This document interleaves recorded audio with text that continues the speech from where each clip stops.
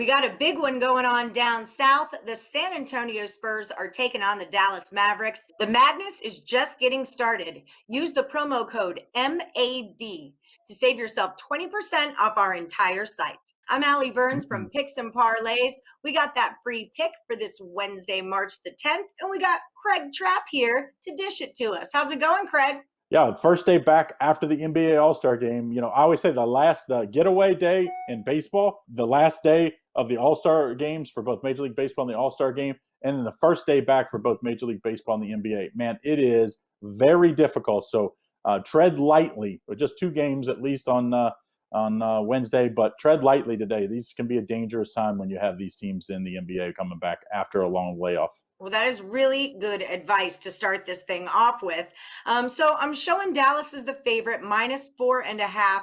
We got a total moving towards the over. It's at 221. What do you got here? I'm a little surprised that the total is up 1.5 because I kind of thought, I seem to remember, and this isn't, I haven't looked back and looked at the exact stats, but that the day after the All-Star break is usually an under type game where, teams are a little rusty.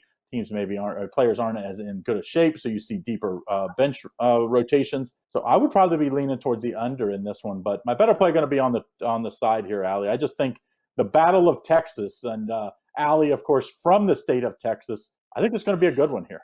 I'm excited about it. 4.5 points. I mean, it kind of messed me up a little bit. I don't know why I was thinking it maybe should be more. I like this to go under the number, but where are you at on the side here?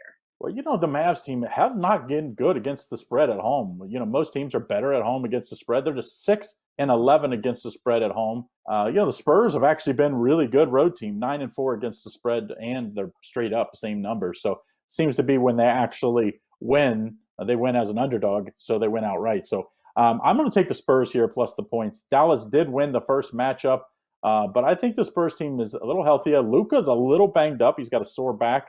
And of course, he is the 100% key. I mean, he makes everything go for Dallas. I think, the guys that had to play in the All-Star game, they actually have it tough because they didn't get the full break. They're not as well rested. They're not as, still have some of these aches and pains. I think the Spurs will come in here. I think the Spurs have a chance to win this outright, but I definitely think they cover a 4.5 number here with Luka banged up with a rough back there. And that's one thing too, when you're checking injury reports, a lot of times you'll see questionable.